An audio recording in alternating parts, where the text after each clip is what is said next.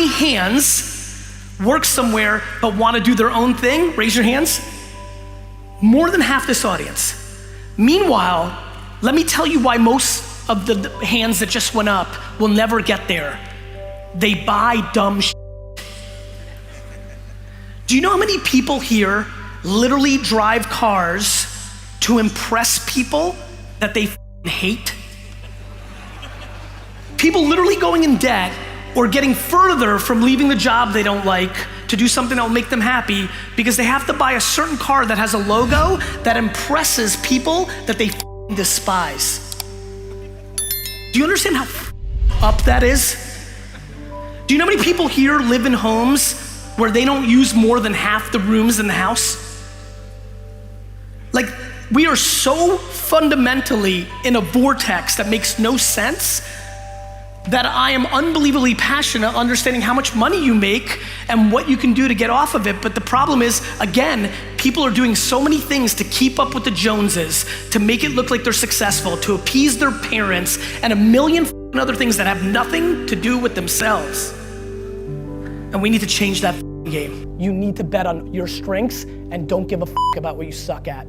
Way too many people in this room are gonna spend the next 30, 40 years of their lives trying to check the boxes of the things that they're not as good at, and that you're gonna waste a load of time and lose. How do you get money to do what you love? You don't, right? I lost a load of money when I started doing what I loved. What you do is you position yourself to succeed. So for example, if you're doing something else and you want to do this thing you love, you do it after hours.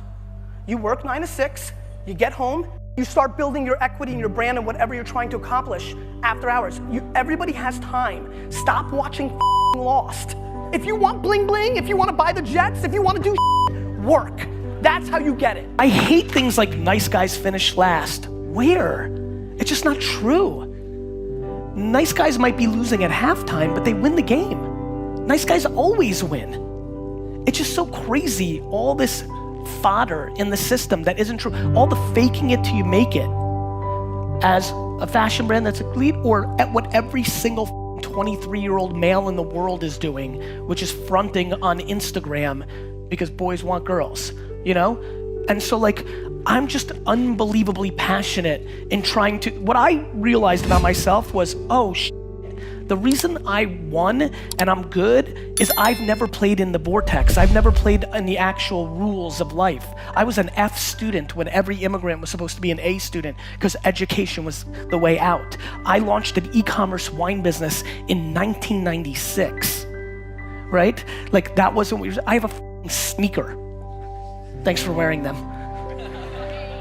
Like I've always done things that don't make sense. I play outside of the actual game, and that has been where all my happiness has come from. And so many things have become obvious to me by playing outside of the rules. Playing outside of the rules is the best.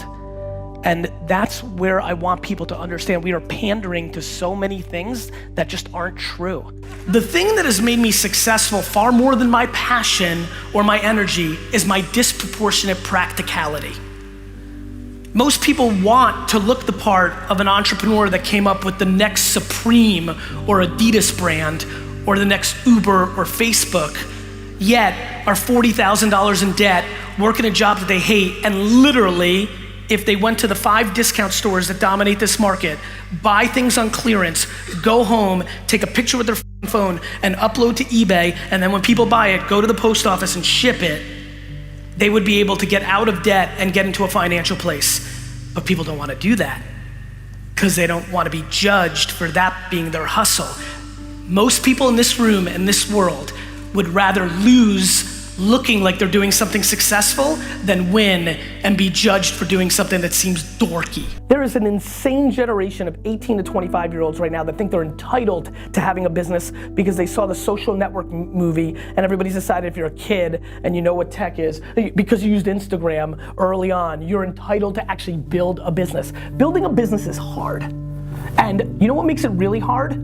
Everything that happens every day of every moment. So, you can pick time, you can pick money as the 1 or 2 things that you think stop you from winning your game, but the truth is, there's a million reasons. 99% of businesses go out of business for a reason, and that reason is, it's hard. And so, if you're watching this show, I've got a sense of who you are, and you need to start creating layers and layers and layers and layers of skin to be able to get through, because the glamour of being an entrepreneur, the goodness, you get very confused by my optimism, because it's my optimism. I can't help it. It's just how I roll. It's probably one of the variable 1% reasons why I'm successful. But please, don't get it twisted. This is hard. Every day is hard. And if you don't have the stomach to weather the storm, you will not be successful. And by the way, let me throw you a real weird curveball, and that's okay.